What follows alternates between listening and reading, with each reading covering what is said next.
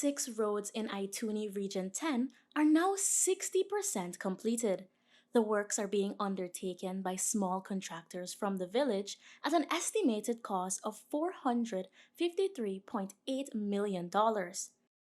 The medium to large-scale road infrastructure projects in Kokwani Region 10 are also on schedule for completion by the end of April.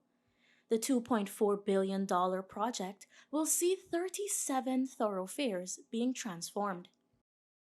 As part of the government's housing drive, over 300 Berbetians received their lands at Molson Creek and Hogstye Housing Scheme in Region 6. The government also issued 241 land titles and 20 steel and cement vouchers. While at the distribution ceremony, Minister of Housing and Water Colin Crowell said the government will continue to acquire more land for housing development despite competing interests from other sectors. Because we can take the land and put all persons to allocate all the lands. What happens after that? We have to earn. We have to live. We have to eat. So every sector, it requires land use too. The Ministry of Health signed a $3.3 million contract with UK-registered company Riomed to implement a new electronic health record system. This new system will accurately track patient health records without paper. We started out because when we were conceptualizing the IDB program, we decided that very early that we wanted to make sure that we had a digital health component in this program. And so we carved out a set of resources to be able to do this. And then we worked to make sure that we map out where this is going to be located. Several key projects at the Chedijagan International Airport are steadily advancing. Minister of Public Works Bishop Juan Egil announced that negotiations for the Terminal 2 contract are in their final stage. President Ali's vision, President Ali's mandate for the expansion of the Chedijagan International Airport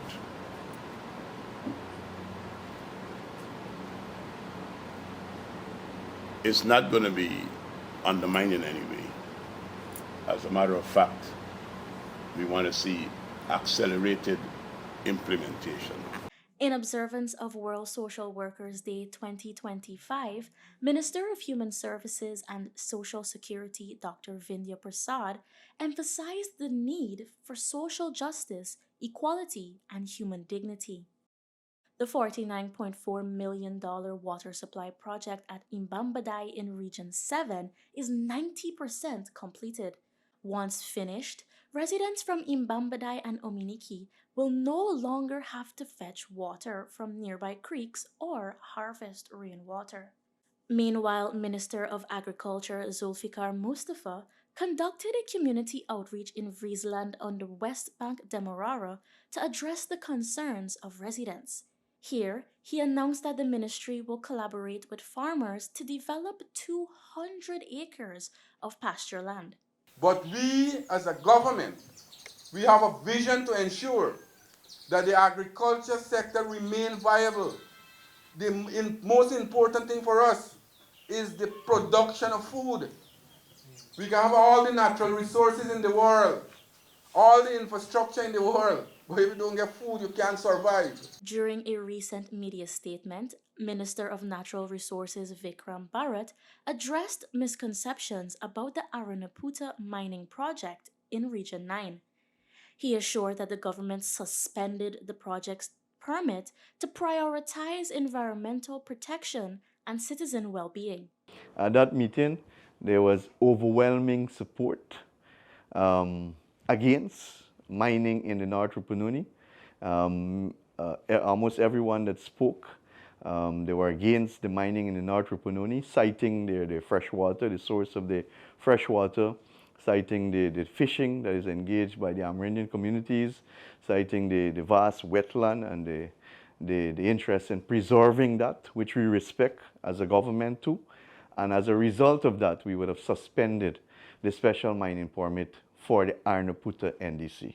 Over 700 residents in Kurukuru along the Susdike-Linden Highway are benefiting from government investments. Thus far, the community has received new and improved roads and access to electricity.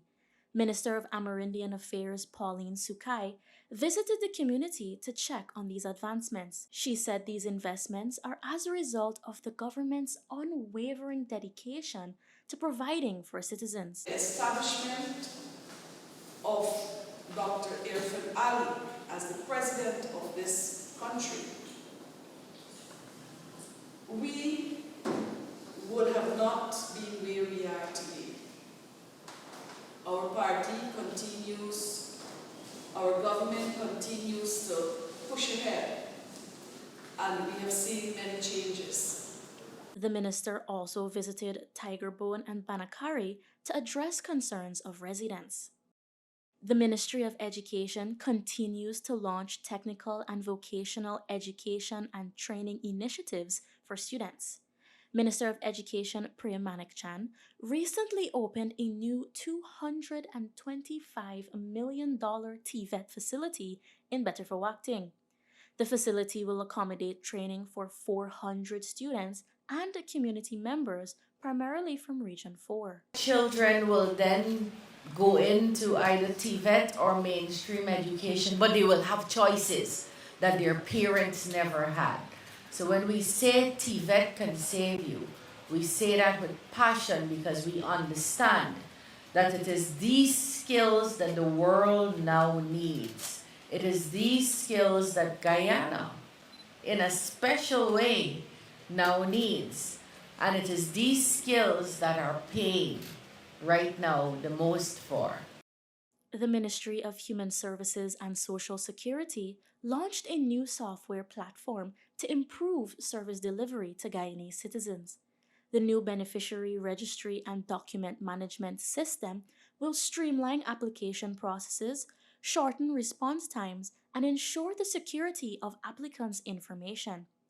Minister of Human Services and Social Security Dr. Vindya Prasad lauded the system. This is a significant thing and should not be looked at lightly, because what it is doing is integrating the services of our ministry, ensuring that we know who our beneficiaries are, where they are, and more importantly, who should be our beneficiaries and how we can get them on board to benefit from the social security nets that we have. The Ministry of Health distributed newborn cash grants to parents at the Suddy Hospital on Friday. The grant, amounting to $100,000 per baby, provides parents with financial assistance to ensure a child's wholesome development. There are lots of opportunities for the children to have a better future than maybe what we had. And that's what this government wants to do. We want to make sure that prosperity that the country is experiencing, that this prosperity is given to all our people across this country. Minister of Health Dr. Frank Anthony also distributed the $10,000 Universal Healthcare Voucher to residents in Region 2. A new $880 million multi-purpose wharf is being constructed in Charity Region 2 to replace the current dilapidated port facility. Upon completion, the new 140-feet concrete wharf will significantly enhance the movement of goods and commerce in the Essequibo region. Minister of Public Works Bishop Juan Edgil said construction will commence immediately. When we do something, it's not just about the money, it's not just about the contractor, it's about you, the beneficiaries, the end users. We want to ensure that the people are satisfied, they are fully aware, they are conscious, and that their inputs are made as it relates to the project that is being undertaken.